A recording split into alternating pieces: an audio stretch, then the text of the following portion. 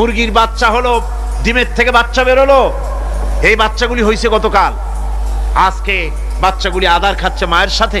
হঠাৎ করে একটা চিল এলো, আর ওর মা একটা সিগন্যাল মারলো, সাথে সাথে বাচ্চাগুলি দৌড়াইয়া এমন পলান দিল, আপনি তো ভালো একাদশীর বাপেও তালাশ করে পাবে না যে মুরগির বাচ্চা পলাইলো কই। এখন ওই বাচ্চাটিকে এই সিগন্যাল সম্পর্কে কে অবহিত করলো যে এইরকম একটা আওয়াজ শুনলে এটা ভীতির আওয়াজ, এটা সাইরেন, এটা বিপদ সংকেত, এটা ডেঞ্জার সিগন্যাল, এটা শুনলে দেখলে তাড়াতাড়ি করে আত্মগোপন করবা। কে শিখাইলো? কে শিখাইলো? আল্লাহ পাক শিখাইছেন। এখন এক শ্রেণীর বুদ্ধিজীবী তারা আবার উল্টা কথা কয়। তারা বলে কি? তারা বলে যে মুরগি বাচ্চা, এই বাচ্চা যে দৌড় মারলো, এখানে আল্লাহ এইসব কিছু নাই, নাউযুবিল্লাহি মিন যালিক। তো এখানে কি আছে? কয় যে এখানে বিষয়টা হলো এই যে এই মুরগি আর মোরগ, ওর বাপ মা, এই দুজনের মধ্যে আছে চিলের ভয়, আছে শিয়ালের ভয়। ওই ভয় ওদের মধ্যে ছিল, এই মা বাপের ক্রসের মাধ্যমে বাচ্চা আসছে, কাজী ওই ভয়, বাপের যদি কোনো রোগ থাকে, মায়ের রোগ থাকে, তো এগুলি তো বাচ্চার মধ্যেও ঢোকে। তো ভয় হোক, সুখ হোক, দুঃখ হোক, এই অনুভূতি স্বাভাবিক প্রক্রিয়ার মাধ্যমে বাচ্চার মধ্যে ঢুকছে, আর সিল দেখে আওয়াজ শুনে সে আত্মগোপন করেছে। এইটা আমি পড়িয়া আমি আমার আলোচনা এক জায়গায় বললাম বুদ্ধিজীবীদের উদ্দেশ্যে, যদি সত্যিই তাই হয়, মোরগ আর মুরগি মা বাবার মধ্যেই ভয় আছে বলে বাচ্চার মধ্যেই ভয় ঢুকছে, সেই জন্য সে আত্মগোপন করছে, তাহলে আবার মানুষের ব্যাপারে কথাটা আনি। মানুষেরা সাপেরে ভয় করে না মহব্বত করে? কথার জবাব দিলে না, যখন তখন মনে হয় আপনারা সাপ বুঝি ভালোবাসেন। সাপ আমরা সকলেই ভয় পাই, মায়ও ভয় পায়, বাবাও ভয় পায়। এই মায়ের গর্ভে সন্তান এসছে, সন্তানের বয়স 2 বছর 2.5 বছর, ঘরের মধ্যে কেউ ছিল না, ঘরের মধ্যে একটা সাপ আসছে, একটা সুন্দর সাপ, দেখতে সুন্দর, কিন্তু সে সাপে কামড়ালে মানুষ মরে যায়। ওই সাপটা মাথা উঁচু করে ফনা ধরেছে। এই বাচ্চাটা কি সাপ দেখে দৌড় মারবে, না বাচ্চাটা ওই সাপটাকে ধরার জন্য সে এগিয়ে যাবে? কোনটা করবে? এগিয়ে যাবে। তাহলে মা বাপের ভয়, তাদের মা বাপের রক্তের মধ্যে, শিরার মধ্যে সব জায়গায় সাপের ভয়, তার মাধ্যমে বাচ্চা এসে ওই বাচ্চার মধ্যে সাপের মহব্বত হইল কেন, ভয় হইল না কেন বাচ্চা অবস্থায়? সুবহানাল্লাহ।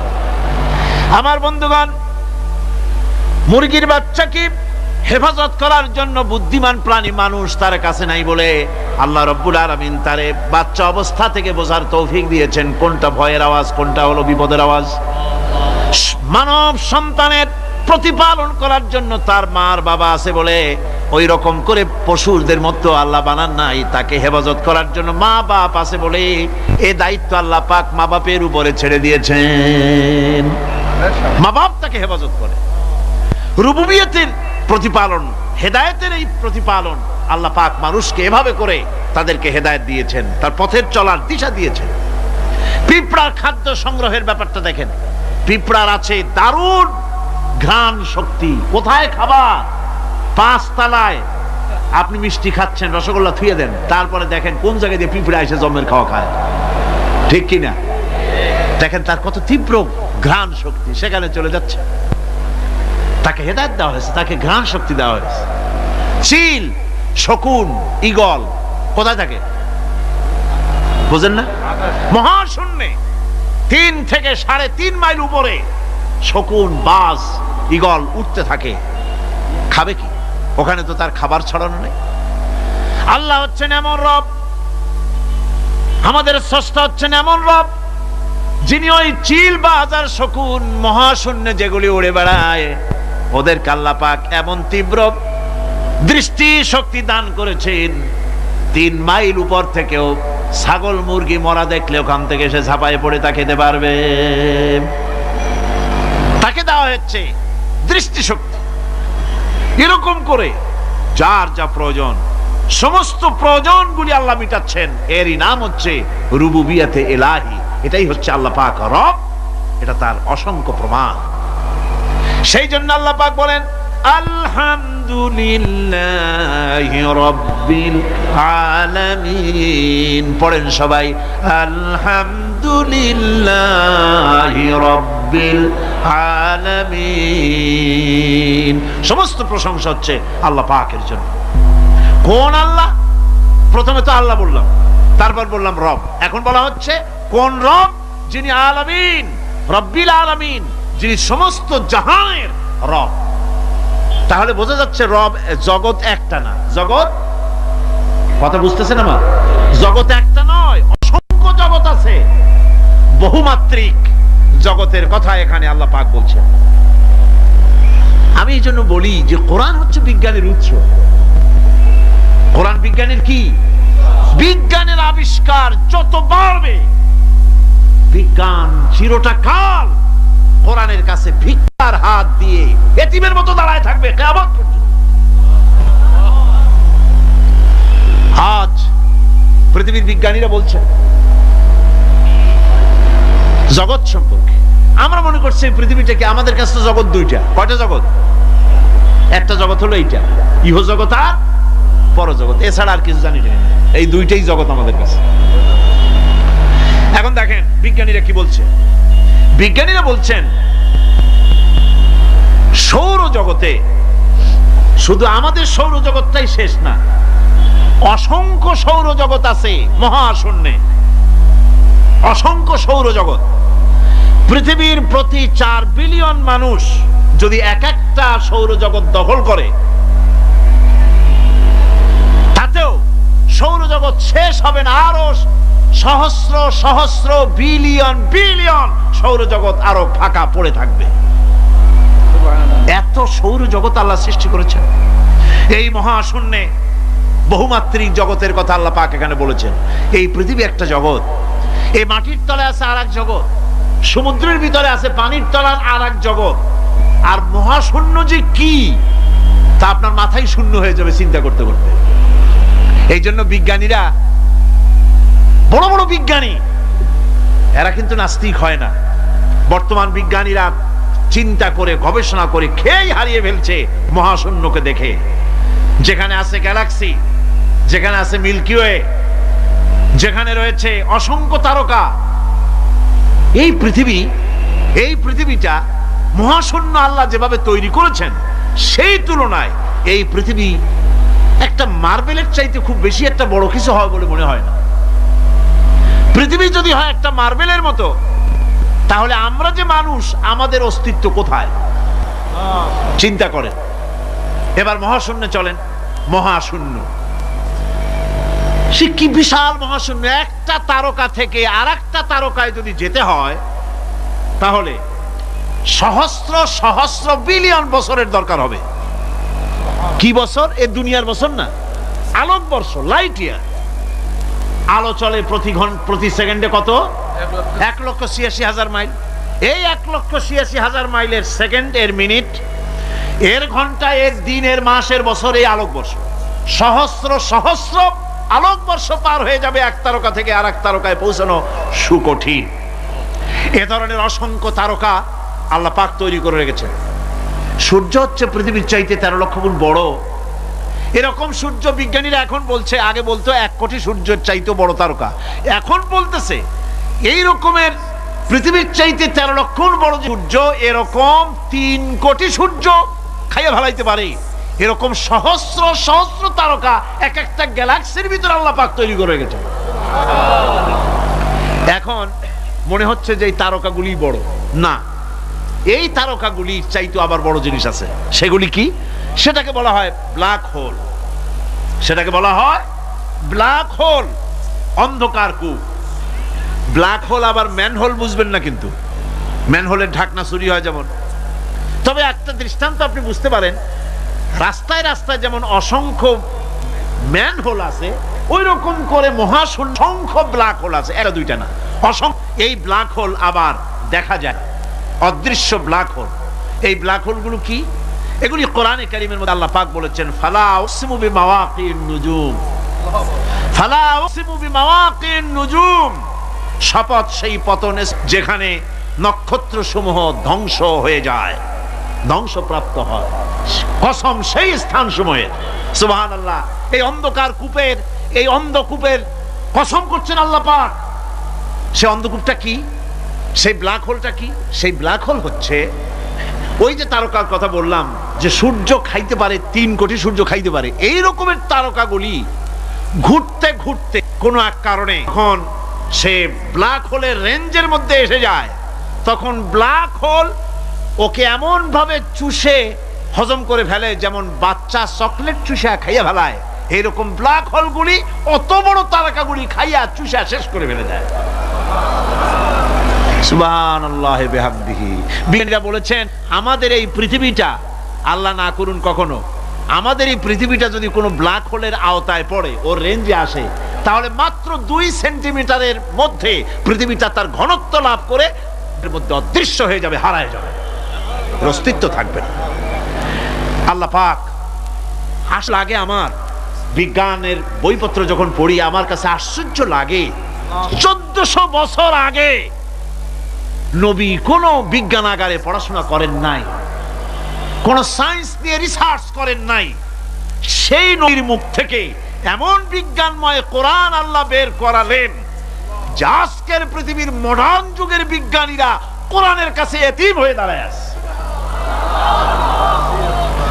পৃথিবীর কোন বিজ্ঞানী বলতে পারবে না যে কোরআনে কারিমের অমুক আয়াতটা আনসাইন্টিফিক, এটা হাদিস আমাদের বিজ্ঞানের সাথে মিল খায় না, এমন কথা বলতে পারবে না। বরং কোরআন সার্টিফাই করবে তোমার এই বক্তব্য, তোমার এই থিওরি মোস্ট আনসাইন্টিফিক, কোরআন বলবে। ওরা বলতে পারবে না যে আয়াতটা আনসাইন্টিফিক। সুতরাং কোরআন হচ্ছে মহান বিজ্ঞানময়, কোরআন হচ্ছে আল্লাহ পাকের দেওয়া এক মহান বিধান, যে কোরআনের কারণে আল্লাহ পাক আমাদেরকে হেদায়েত দান। মানুষ যদি আল্লাহ রাব্বুল আলামিনকে জানতে চায়, চিনতে চায়, তার পদ্ধতি হচ্ছে তার সৃষ্টিকে জানা, তার সৃষ্টির মাধ্যমে তাকে চেনা যাবে। আল্লাহ পাক বলেন আল্লাযীনা ইয়াযকুরুনাল্লাহা কিয়ামান ওয়া কুউদান ওয়া আলা জুনুবিহিম ওয়া ইয়াতাফাক্কারুনা ফী খালকিস সামাওয়াতি ওয়াল আরদ ربنا ما خلقت هذا باطلا سبحانك فقنا عذاب النار الذين يذكرون الله قياما وقعودا وعلى جنوبهم যারা দাঁড়িয়ে বসে শুয়ে এক কথায় সর্বাবস্থায় যারা আল্লাহ পাককে স্মরণ করে, তার আকাশ এবং জমিন সৃষ্টির ব্যাপারে চিন্তা ভাবনা করে, রাত এবং দিনের পরিবর্তনের চিন্তা করে, তার সৃষ্টি নৈপুণ্যতা নিয়ে যারা গবেষণা করে, তারাই হচ্ছে আল্লাহ পাকের খাঁটি বান্দা, একজন সত্যানুসন্ধানী। চোখের সামনে যখন নিখিল বিশ্বের অনুপরমাণু থেকে শুরু করে সূর্য, চন্দ্র, গ্রহ, নক্ষত্র, বিশাল আকাশ পর্যন্ত, গাছপালা, তরুলতা, সমুদ্র, মহাসমুদ্র, পশু পক্ষী ইত্যাদি যখন তার নজরে পড়ে, তখন একজন সত্যের অনুসারী ব্যক্তি, একজন সত্যের অনুসন্ধানী ব্যক্তি, তার মুখ থেকে বেসাক্তা স্বতঃস্ফূর্ত ভাবে নিজের অজান্তে মুখ থেকে যে শব্দটা বেরোয়, সে শব্দটা হচ্ছে আলহামদুলিল্লাহি রাব্বিল আলামিন। সমস্ত প্রশংসা হচ্ছে ওই আল্লাহ পাকের, যিনি এগুলিকে সৃষ্টি করেছেন। আর তিনি কোনো কিছু কি বেকার সৃষ্টি করেন নাই, খামোখা সৃষ্টি করেন নাই, প্রত্যেকটির পেছনে রয়েছে বিরাট বিরাট উদ্দেশ্য।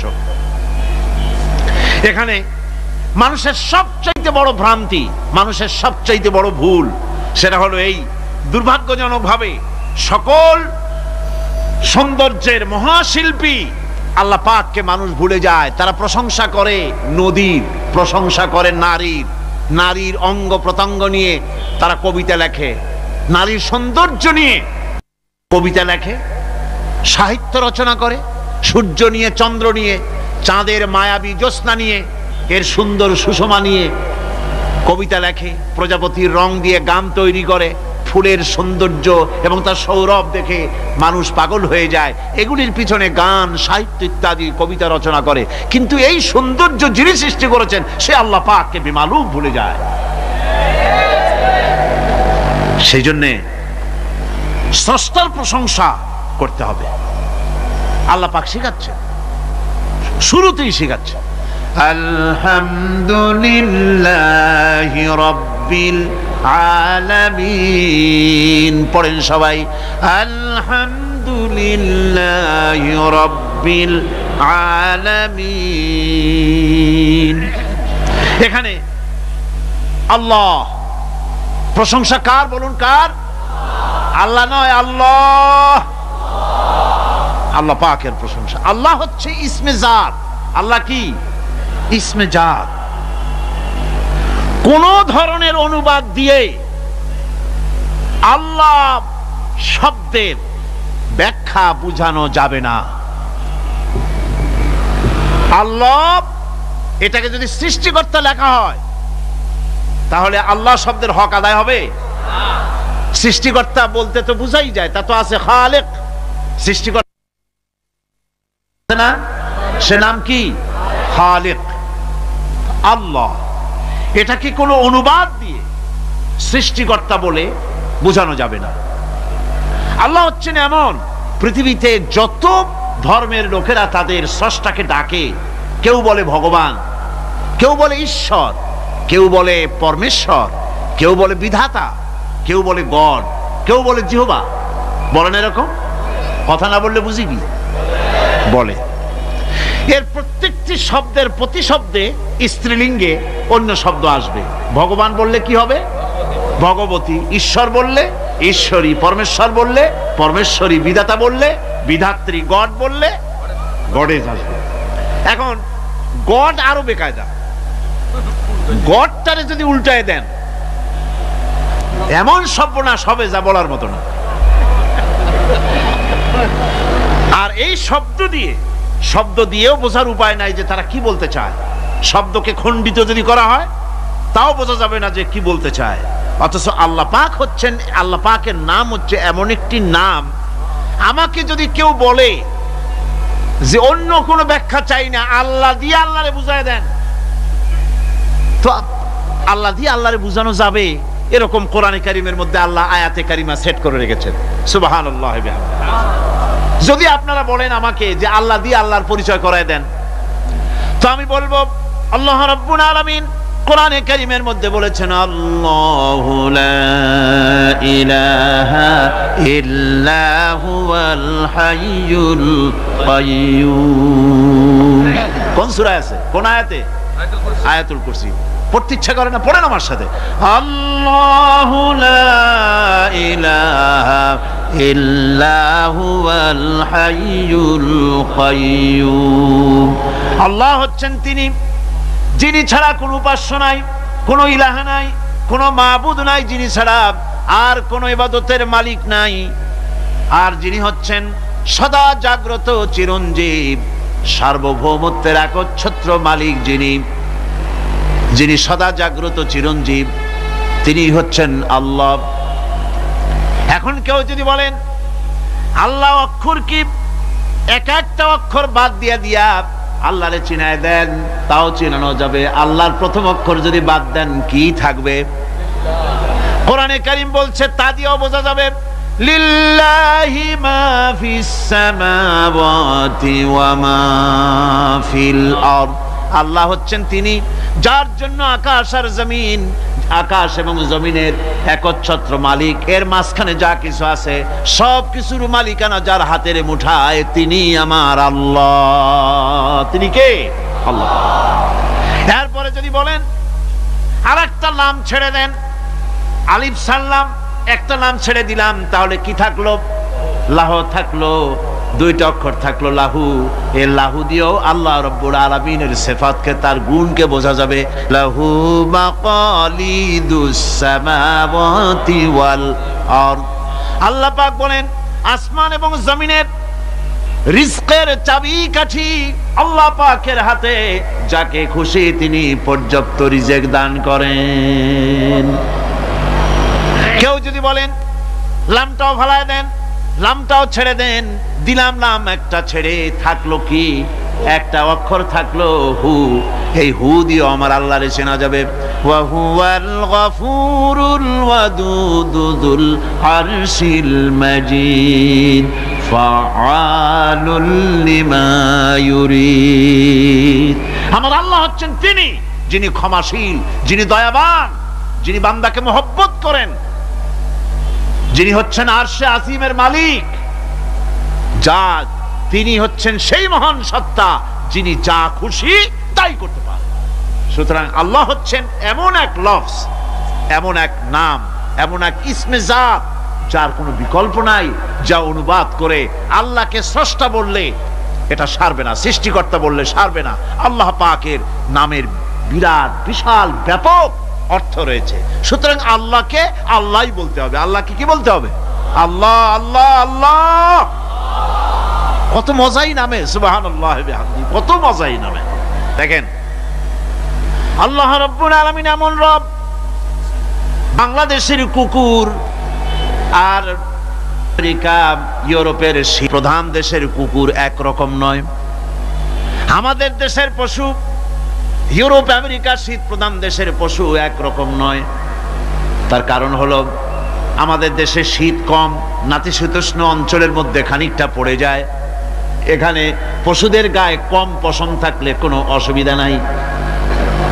ভেড়া, ঘোড়া, কুকুর, বন্য প্রাণীকে কেউ তো কম্বল দেয় না, ল্যাপ দেয় না, রাজাই দেয় না, খাতা দেয় না, চাদর দেয় না।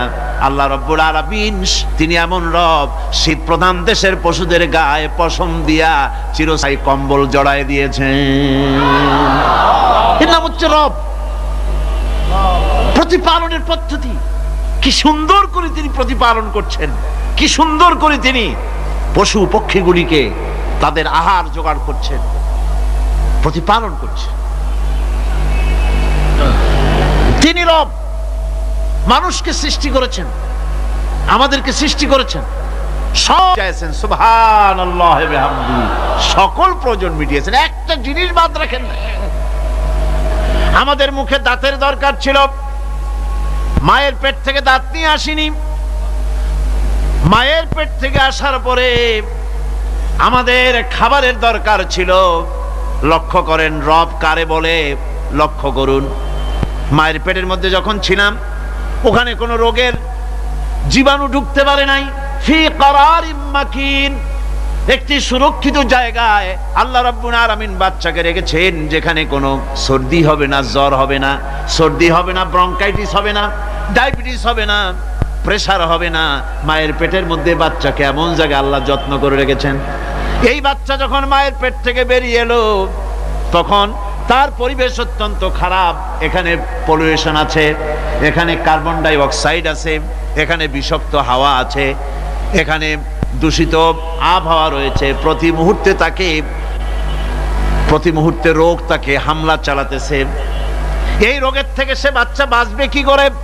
এজন্য রব্বুল আলামিন তিনি এমন রব, মায়ের বুকের মধ্যে যে খাবার তৈরি করলেন বাচ্চার, ওই খাবারের মধ্যে বাচ্চার ওষুধ আল্লাহ পাক বানায়া দিলেন। মায়ের বুকের দুধ শুধু দুধ নয়, এটা ওষুধ। সুবহানাল্লাহ। এটা খাদ্য, এটা ওষুধ, এটা ভিটামিন, এটা ক্যালসিয়াম, এটা কার্বোহাইড্রেট, যা দরকার বাচ্চার জন্য সব আল্লাহ মায়ের দুধের মধ্যে দিয়ে দিলেন। যতক্ষণ বাচ্চা পেটে ছিল দুধ ছিল ঘন, যখন বাচ্চা মায়ের পেট থেকে বেরিয়ে এলো দুধটা হয়ে গেল পাতলা। এই পাতলা দুধটা খাবে, ওষুধ আছে এর মধ্যে, ভিটামিন আছে, খাইতে যেন বিস্বাদ না হয় একটু মিষ্টি দিয়ে দিলেন আল্লাহ, যাতে বাচ্চা মুখ ফিরায় না নেয়, সেজন্য খাইতে চায়। তারপরে যখন বাচ্চার হাড্ডি খেতে হবে, মাছ খেতে হবে, গোশত খেতে হবে, দুধের আর দরকার নাই।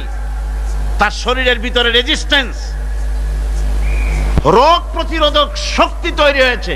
এখন আরো ভালো খাবার দরকার। আল্লাহ রাব্বুল আলামিন মায়ের দুধকে শুকায় দিলেন, চুষলো আর পাওয়া যাবে না, দুধ শুকায় গেছে। এখন বাইরের খাবার খেতে হবে। আসছিল যখন মুখে দাঁত ছিল না, বাইরে যখন এলো দাঁতের যখন দরকার হলো, কোন আল্লাহর বান্দা কি আল্লাহর কাছে দরখাস্ত করেছেন যে আল্লাহ আমার কয়েকখান দাঁত দাও, দাঁত ছাড়া আমি চাবাই কেমনে? এই সবগুলি দাঁত কে সেট করে দিলেন? রব্বুল আলামিন দাঁতগুলিকে সেট করে দিলেন। মুখের মধ্যে দাঁত এসে গেল। আল্লাহ রাব্বুল আলামিন শরীরটাকে সাজিয়ে গুছিয়ে, হিউম্যান বায়োলজি যাকে বলা হয়, এই শরীরকে যে সুন্দর করে আল্লাহ পাক তৈরি করলেন বলে শেষ করা যাবে না। কত সুন্দর করে আল্লাহ পাক বানিয়েছেন। আপনার মাথার ভিতরে সেল তৈরি করা হলো, ব্রেন তৈরি করা হলো। এই ব্রেনটা শুকনা জায়গায় রাখা হয় নাই। শুকনা জায়গার মধ্যে ব্রেনটা যদি থাকতো নড়াচড়া করে আপনার ব্রেনের যে টেকনোলজি আল্লাহ পাক ইউজ করেছেন সেটা অসুবিধাগ্রস্ত হতো। এই জন্য ক্রিম যেভাবে পানির মধ্যে ভাসা থাকে, পানির মধ্যে ভাসমান ক্রিম মাখন যেভাবে রাখা হয়, সামান্য পানির মতো করে এর ভিতরে ব্রেনটাকে রাখা হয়েছে। এই ব্রেনের ভিতরে, ব্রেন হচ্ছে পৃথিবীতে কম্পিউটার, আজকের পৃথিবীর শ্রেষ্ঠ আবিষ্কার। কিন্তু মানুষের মাথায় যে কম্পিউটার আল্লাহ পাক দান করেছেন, এই কম্পিউটারের সামনে দুনিয়ার কম্পিউটার এতিম। এবার লন্ডন গিয়েছিলাম, প্রত্যেক বছর 1.5 মাস 2 মাস সময় পাই, কিন্তু আপনারা দোয়া করেছেন এখন পার্লামেন্টে সময় দিতে হয় বেশি, বিদেশের সফর কমে গিয়েছে। 10 দিনের জন্য গিয়েছিলাম, ওরা আমাকে একটা ডায়েরি দিল। সেই ডায়েরিটার ভিতরে ডিজিটাল ডায়েরি, এই ডায়েরির মধ্যে তারা বলল যে এরকম, এই যে কাগজটা আপনারা দেখতে পাচ্ছেন, এই রকমের কাগজের 10 লক্ষ পাতা লিখতে যত কাগজ লাগে, এরকমের 10 লক্ষ পাতার লেখা ছোট্ট এই ডায়েরিটার মধ্যে ঢুকাই দেওয়া যায়। 10,000 টেলিফোন নাম্বারের মেমোরিতে তুলে দেওয়া যায়। এটা হচ্ছে লেটেস্ট আবিষ্কার। কিন্তু আল্লাহ পাক মানুষের যে ব্রেনটা তৈরি করলেন, পৃথিবীতে যা আছে এ সব কিছু একটা মানুষের ব্রেনের মধ্যে, সমস্ত তত্ত্ব, সমস্ত ফ্যাক্টস মানুষের মেমোরির ভিতরে ঢুকাবার পরেও আরো লক্ষ লক্ষ জায়গা বাকি থেকে যাবে, শূন্য থেকে যাবে, যা পূরণ হওয়ার নয়। এত বিশাল মেমোরি আল্লাহ পাক তার মানুষের মাথার মধ্যে তৈরি করে দিয়েছেন। সুবহানাল্লাহ বিহামদি। দেখুন অবস্থাটা কি। আল্লাহ তার মানুষকে কিভাবে, রব কাকে বলে, রব কারে বলে, সুবহানাল্লাহ বিহামদি। চোখের সামনে রাস্তা দিয়ে চলতে গিয়ে চোখের সামনে সাপ দেখলেন, চোখ দেখার কাজ করেছে। চোখ কি করেছে? দেখার কাজ করেছে। এখন কি করবেন? চোখ কিন্তু দেখে বসে থাকে নাই, চোখ দেখা মাত্রই ট্রান্সমিট করেছে ব্রেনকে। ব্রেন সাথে সাথে অ্যাকশন নিতে বলেছে হাতকে আর পাওকে। হাতে লাঠি থাকলে পিটাও, লাঠি না থাকলে পাকে বলেছে দৌড় মারো। এই যে সাপ দেখলো, চোখ এটাকে পাঠাই দিল ব্রেনকে, ব্রেন পাঠাই দিল অ্যাকশনে হাতে আর পায়ে। এতে কিন্তু 1 সেকেন্ড সময় লাগে নাই, 1 সেকেন্ডের কয়েক লক্ষ ভাগের 1 ভাগের ভিতরেই মানুষ অ্যাকশনে এসে গিয়েছে। সুবহানাল্লাহ। এর নাম হচ্ছে রব। এর নাম কি? তার অফুরন্ত সৃষ্টি, অফুরন্ত সৃষ্টি। মানুষের হার্ট তৈরি করেছেন, চোখ তৈরি করেছেন। চোখে কিন্তু আমরা নেগেটিভ দেখি, চোখে আমরা কি দেখি? নেগেটিভ দেখি। এই নেগেটিভটা চোখ ক্যাচ করে ব্রেনের ভিতর থেকে পজিটিভ হয়ে কে বের করে দেয়? সুবহানাল্লাহ বিহামদি। কানে অসংখ্য শব্দ শুনি, কিন্তু কোন শব্দ তো জড়ায় যায় না। অসংখ্য শব্দ আমরা শুনি, যেমন রেডিও ঘুরাচ্ছেন, 9 ব্যান্ড রেডিও অথবা এর থেকেও বেশি ব্যান্ডওয়ালা রেডিও। আপনি যখন ঘুরাচ্ছেন কোন সেন্টার ধরার জন্য, অনেক সময় 4-5টা সেন্টার জড়ায় যায় না? জড়ায় কিনা? 4-5টা সেন্টার জড়ায় যায়, সর্বনাশ হয়ে যায়, কোনটা থেকে কোনটা শুনবেন। তো এইরকম করে আপনার কানের ভিতরে শব্দগুলি সব জড়াইয়া পাকাইয়া আপনার কানের মধ্যে একটা বিশ্রী আওয়াজ সৃষ্টি করে দিতে পারত। কে? স্তরে স্তরে শব্দগুলিকে শোনার ব্যবস্থা করেছে। আপনার জিহ্বার ভিতরে হাজারো রকমের স্বাদ গ্রহণ করার জন্য একটা জিহ্বায় এতগুলি টেস্ট নেওয়ার ক্ষমতা কে তৈরি করে দিলেন? আল্লাহ রাব্বুল আলামিন। সুবহানাল্লাহ বিহামদি। তিনি হচ্ছেন রব, যিনি মানুষের প্রতিপালন সৃষ্টি করেন এবং প্রতিপালন করেন, এমনি এমনি ছেড়ে দেন। এরপরে মানুষের সব প্রয়োজন তিনি মিটিয়েছেন। মানুষের জীবন ধারণের জন্য সব থেকে বড় প্রয়োজন পানি। সবচেয়ে বড় প্রয়োজন কি? পানি। জোরে কোন কি? পানি। জীবনের জন্য পানি এবং আর্দ্রতা, এই দুটি জিনিস অপরিহার্য, এছাড়া জীবন বাঁচবে না। আমরা দেখতে পাই সমুদ্র ভরা পানি মজুদ আছে। লক্ষ্য করে, সমুদ্র ভরা পানি মজুদ আছে, নদী খাল বিল ভরা পানি মজুদ আছে, কিন্তু এটাই তো যথেষ্ট নয়। রব হচ্ছেন তিনি যিনি এই বিশাল বিশাল পানির মজুদ থেকে বাতাসকে যিনি বলেন, যিনি প্রতিনিয়ত বাষ্পীয় আকারে পানিগুলিকে সমুদ্র থেকে উত্থিত করেন, পানিগুলিকে উত্থিত করেন মহাকাশী। আল্লাহ পাক বলেন আল্লাহুল্লাযী আরসালার রিয়াহা ফাতুসিরু সাহাবা, বাষ্প হয়ে পানিগুলি আকাশে উত্থিত হয় এবং মহাকাশে যাওয়ার পর এই পানিগুলি, লবণাক্ত পানিগুলি আল্লাহর মেশিনে সেগুলি মিষ্টি হয়ে যায়। জোরে কোন সুবহানাল্লাহ। পানিগুলি মিষ্টি হয়ে গেল। ওই মিষ্টি পানি আল্লাহ রাব্বুল আলামিন নাজিল করে দিলেন। এবার বৃষ্টি কণা কণা হয়ে পড়লো, ফোঁটা ফোঁটা বৃষ্টি। আল্লাহ খুঁজে দেখলেন বৃষ্টির ফোঁটাগুলি পৃথিবীর প্রতিটি কণা তালাশ করে তৃষ্ণার্ত কণাগুলিকে আল্লাহ পাক ভিজায় দিলেন। সেই জন্য তার নাম হলো রব। তিনি হচ্ছেন রব, প্রয়োজন মিটান। পানি সবচেয়ে প্রয়োজন বেশি, সেই পানি আল্লাহ পাক এভাবে সরবরাহ করলেন। জমিনের চারিদিকে নদী নালা রেখেছেন, জমিনকে আর্দ্র করেছেন, জমিনের ভিতরের পানি মিষ্টি করেছেন। টিউবওয়েল মারলে পরে, পাম্প করলে পরে ভিতর থেকে মিঠা পানি আল্লাহ পাক বের করে দেন। সুবহানাল্লাহ। এই মিষ্টি পানির ব্যবস্থা করেছেন।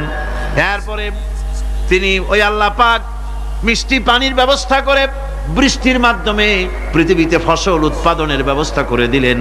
সেজন্য আল্লাহ পাক কোরআনে কারীমের মধ্যে বলেছেন, ওয়াজআলনা মিনাল মাই কুল্লা শাইইন হাই।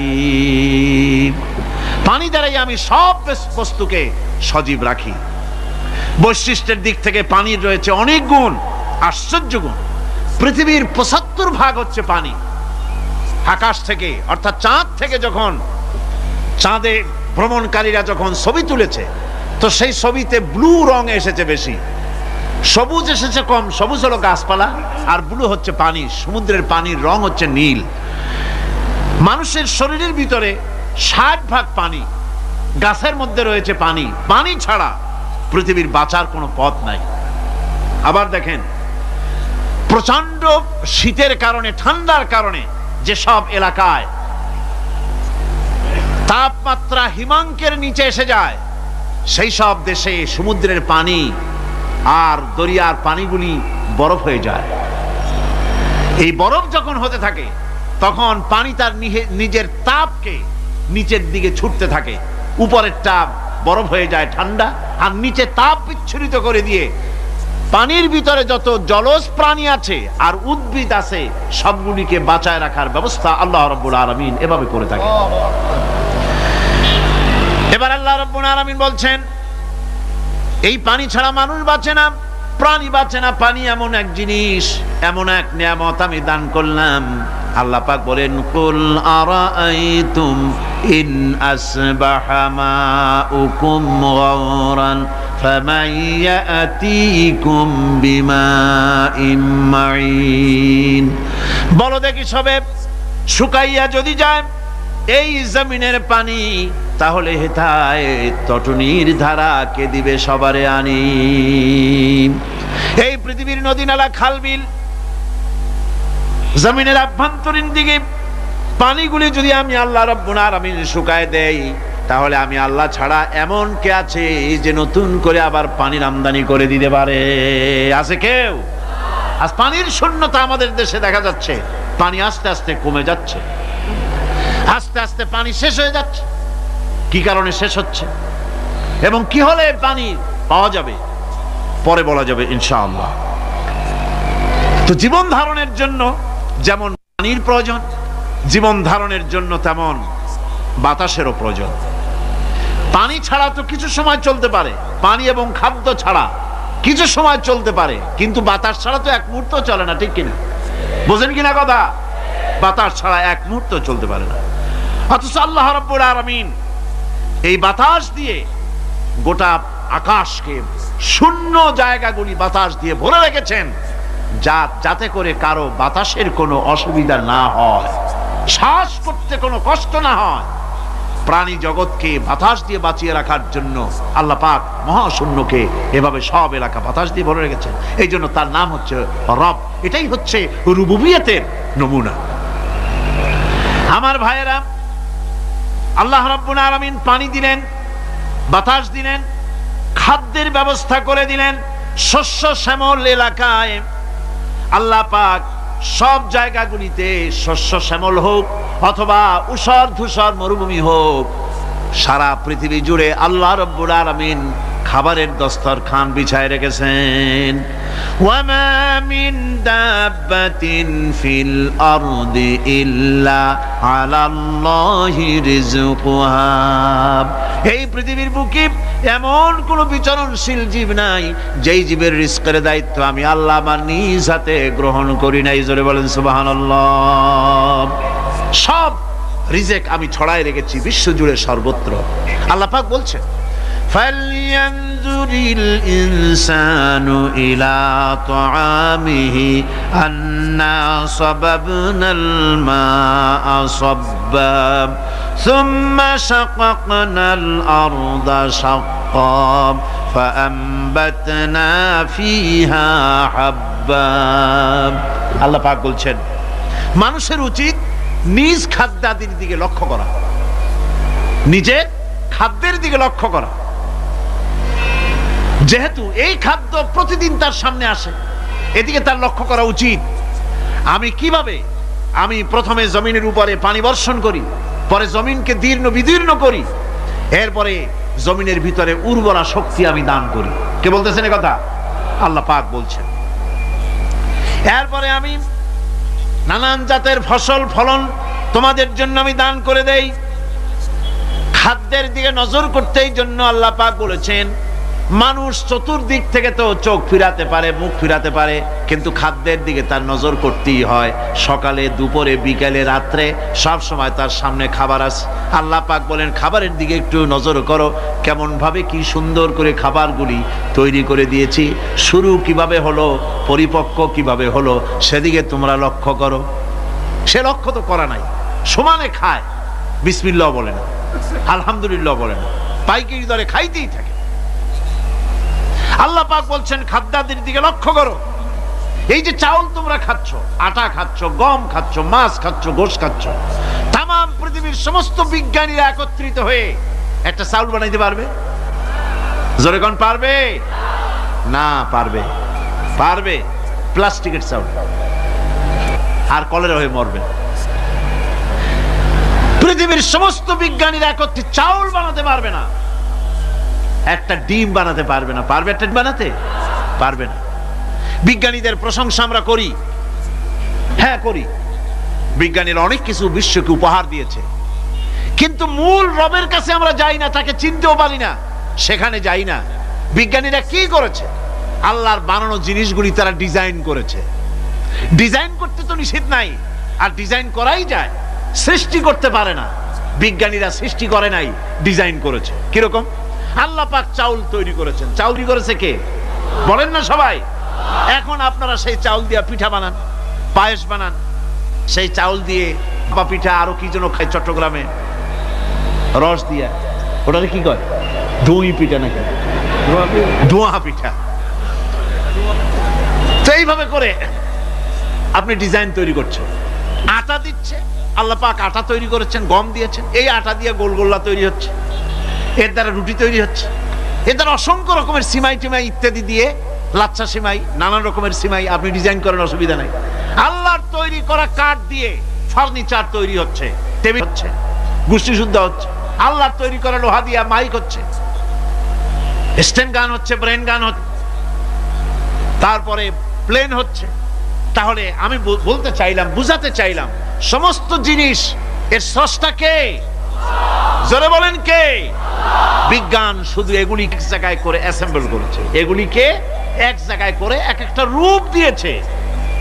এখানে বিজ্ঞানের কৃতিত্ব আছে ঠিক, কিন্তু আপনারাই বলেন লোহা যদি আল্লাহ তৈরি না করতেন এই মাইক তৈরি হতো? রাইফেল তৈরি হতো? আর রাইফেল যদি নাই হতো তাহলে কারাগারের বন্দীগুলো মারতেন কি দিয়া? রাইফেল যদি না হতো যুদ্ধ করতেন কি দিয়ে? ঠিক কিনা? যত মারামারি ইত্যাদি যা কিছু হচ্ছে, তো শুধু মারামারির জন্যই তো আল্লাহ লোহা বানান নাই। লোহার সবচাইতে বড় প্রয়োজন হচ্ছে জমিন কর্ষণ করা, জমিন চাষ করা। এই জমিন চাষের জন্য লাঙ্গল দরকার, শাবল দরকার, খন্তা দরকার, কোদাল দরকার।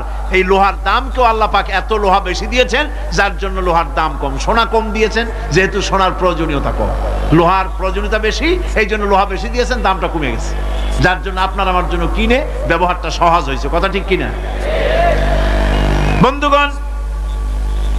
আল্লাহ রাব্বুল আলামিন এইভাবে করে মানুষের রুবুবিয়াতটা, আল্লাহ পাকের রুবুবিয়াত হচ্ছে তিনি মানুষকে সুন্দর করে সৃষ্টি করে যা কিছু প্রয়োজন সবকিছু খাওয়াচ্ছেন, দিচ্ছেন। সে আল্লাহ পাক প্রশ্ন করছেন, কুল মান ইয়ারযুকুকুম মিনাস সামাই ওয়াল আরদ أَمَّنْ يَمْلِكُ السَّمْعَ وَالْأَبْصَارَ وَمَنْ يَخْرُجُ الْحَيَّ مِنَ الْمَيِّتِ وَيُخْرِجُ الْمَيِّتَ مِنَ الْحَيِّ। আকাশের প্রশস্ত বুক থেকে এবং জমিনের এই প্রশস্ত বুক থেকে কে রিজেক, তোমাদের খাদ্যকে উৎপাদন করে, কে নির্জীব থেকে সজীবকে বের করেন, আর কে সজীবকে নির্জীবে পরিণত করেন, তিনি কে? তিনি হচ্ছেন আল্লাহ পাক। আল্লাহ পাক বলছেন এই প্রশ্ন যদি তাদেরকে করা হয় তো তারা কি বলবে? আল্লাহ পাক বলেন, ওয়ামান ইউদাব্বিরুল আমরা ফাসায়াকুলুনা আল্লাহ ফাকুল আফালা তাত্তাকুন। হে নবী, এদেরকে প্রশ্ন করুন, এদেরকে যদি প্রশ্ন করা হয় এই পৃথিবীর সুন্দর পরিচালনা পদ্ধতি কে করেন, তাহলে তারা এক কথায় বলবে, নিজের থেকেই বলবে আল্লাহ। কে করছেন সবকিছু? আল্লাহ। আল্লাহ পাক বলেন, নবী তাহলে তাদেরকে বলেন, এ কথা জানার পর, এ কথা বোঝার পরেও কেন তারা ঔদাসীন্যতা দেখাচ্ছে, কেন তারা গাফিল হয়ে যাচ্ছে, কেন তারা আল্লাহ পাককে ভয় করে তার পথের অনুসারী হচ্ছে না? যে আল্লাহ রাব্বুল আলামিন এত কিছু করছেন, তিনি তার পরিচয় সম্পর্কে বলে দিচ্ছেন, ফাযালিকুমুল্লাহু রাব্বুকুমুল হক ফামাযা বা'দাল হক ইল্লাদ দালাল। নিশ্চয়ই এসবের মূলে রয়েছেন তোমাদের রব, আমাদের আল্লাহ, আমাদের রব। সুতরাং উজ্জ্বল সত্য প্রকাশিত হওয়ার পর গোমরাহি ছাড়া আর কিছুই বাকি থাকে না। সুতরাং যারা সত্যের পথের অনুসরণ করতে চায়, রবকে চিনতে হবে, আল্লাহ পাককে জানতে হবে এবং তাকে অনুসরণ করতে হবে, তাকে রব হিসাবে চিনতে হবে। সৃষ্টি করেছি, খাবার দিয়েছি, এরপরে তোমাদের মৃত্যু করব, আবার মৃত্যুর উপরে আমি আল্লাহ তোমাদের জিন্দা করব। হাল মিন শুরাকাইকুম মাইয়াফআলু মিন যালিকুম মিন শাই। তোমরা তাদের পূজা করো, তোমরা তাদের ইবাদত করো, আমি আল্লাহ ছাড়া আমি যে সব কাজ করি এই সব কাজ তোমাদের ওই সব দেবদেবতারা করতে পারে? আল্লাহ বলেন পারে না। সুবহানাহু ওয়া তাআলা আম্মা ইউশরিকুন। তিনি পবিত্র, পবিত্র। তারা যে সমস্ত কথা বলে আর আল্লাহর সাথে যে সমস্ত জিনিস দিয়ে শরীক স্থাপন করে তার থেকে আল্লাহ মহান, পবিত্র।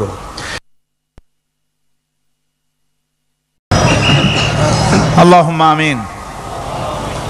ربنا ظلمنا أنفسنا وإن لم تغفر لنا وترحمنا لنكونن من الخاسرين ربنا لا تزغ قلوبنا بعد إذ هديتنا وهب لنا من لدنك رحمة إنك أنت الوهاب ربنا العالمين। হাজার হাজার মুসলমান নরনারী দীর্ঘক্ষণ ধরে তোমার কোরআনের কথা শুনেছি, মেহেরবানি করে সওয়াবটুকু রাসূল করিম সাল্লাল্লাহু আলাইহি সাল্লামের রূহ মুবারকে পৌঁছে দাও। तमाम पृथिवीर माटिर नीचे যত মুমিন মুমিনাত শুয়ে আছে আল্লাহ তুমি মেহেরবানি করে কবরগুলিকে জান্নাতের টুকরায় পরিণত করে দাও। আমাদের মা বাপ যাদের দুনিয়া থেকে বিদায় হয়ে গেছে আল্লাহ দয়া করে তাদেরকে জান্নাতবাসী করে নিও। রব্বিরহামহুমা কামা রব্বায়ানি সগীরা রব্বিরহামহুমা কামা রব্বায়ানি সগীরা। হায় আল্লাহ তাআলা এই মাহফিলের আয়োজন যারা করেছেন ইসলামী সমাজ কল্যাণ পরিষদকে তুমি মঞ্জুর করে নিও আল্লাহ রাব্বুল আলামিন। तमाम পৃথিবীর বুকে মুসলমানেরা যত জায়গায় বিপদে আছে মুসিবতে আছে আল্লাহ তুমি দয়া করে মেহেরবানি করে বিপদগ্রস্ত মুসলমানদের হামি ও নাসির হয়ে যাও। ربنا تقبل منا إنك أنت السميع العليم وتب علينا إنك أنت التواب الرحيم سبحان ربك رب العزة عما يصفون وسلام على المرسلين الحمد لله رب العالمين بحق لا إله إلا الله محمد رسول الله السلام عليكم ورحمة الله